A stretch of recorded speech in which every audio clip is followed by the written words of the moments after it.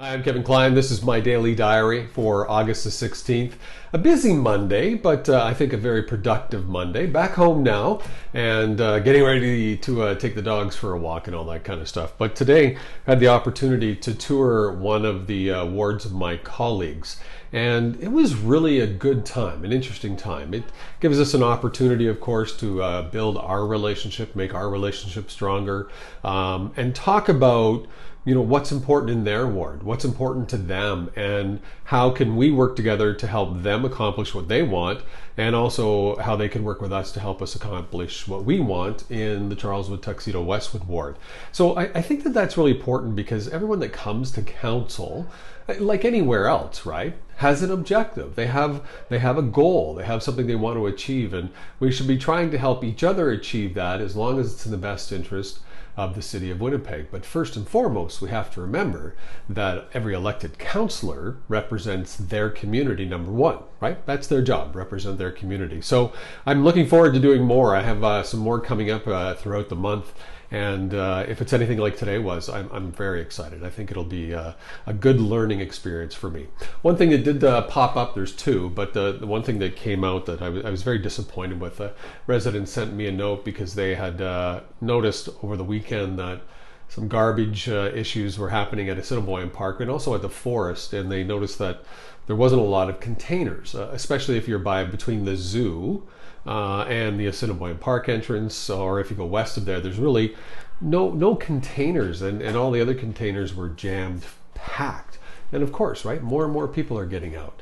The response that they got from the city is what I'm most disappointed in. The response came back stating that the city of Winnipeg no longer will add any more garbage receptacles, and they will not care for them if somebody else did. And they put right in the message to the resident that it's because we don't have enough money. I don't think if you owned a company, you would say to your client, well, I'd like to give you a better product, and I know you're paying a lot of money for it, taxes, but we don't have enough money to give you a good product. So, but next year at tax time, we're going to ask you to pay more. It's those situations that bother me because for a few years now, that is one issue why I haven't voted for the budget, because we refuse to deal with the actual issues in the city. The city is growing in population. The number of homes and residences are growing. We know that. Population has gone up. The number of, we call them doorsteps, have gone up. So obviously, if that's going up, we need to do more to service our city and the residents that we work for. And they haven't done that. In fact, it's gotten worse. So that's one of the issues that came up today that was quite disappointing. Very happy though that we've had a couple of residents that were having some major issues with water and waste. Luckily, we were able to get the attention of the department, and their people got out there and did a great job to help resolve the issue. So I'm very grateful for that.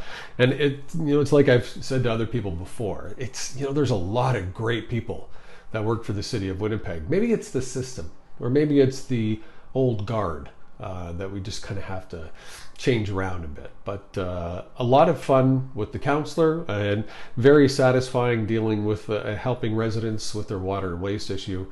And with the garbage issue, that's something that I'm going to fight for during the budget. We collect a lot of money in taxes. We need to do a better job of providing you decent services.